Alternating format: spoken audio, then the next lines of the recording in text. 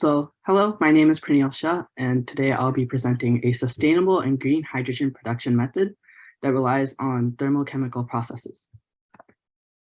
Before I present this new innovative system for hydrogen production, I'd like to slow down and talk about how hydrogen is produced today. Then I'll talk about how the system works and compare it to how hydrogen is produced today and see if it's environmentally friendly and also friendly to someone's bank account.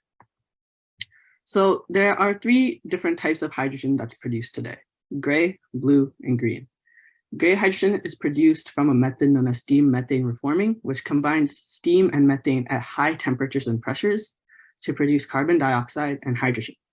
This process produces 10 kilograms of carbon dioxide for every kilogram of hydrogen, which makes it a promoter of global warming.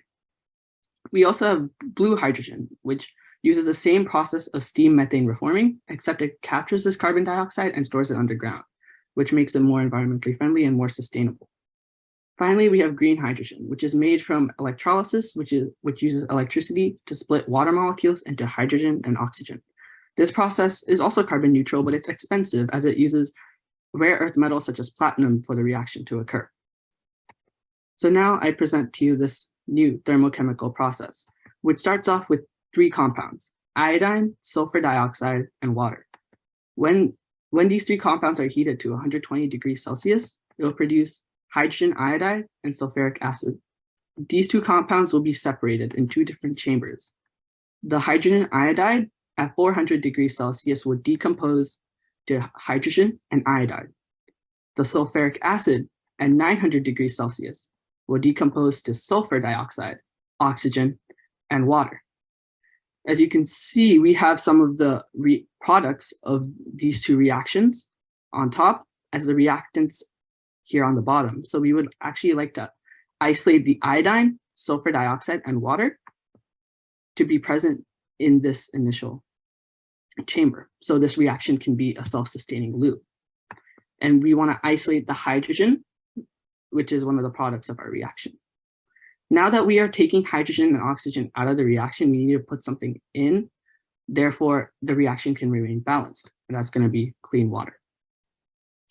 So as you can see, we use a lot of heat in this reaction, as each chamber needs a lot of heat for the reaction to keep going. And there's two ways we can do this. One is using waste heat, as we can use the thermal energy emitted by the sun to heat the system during the day.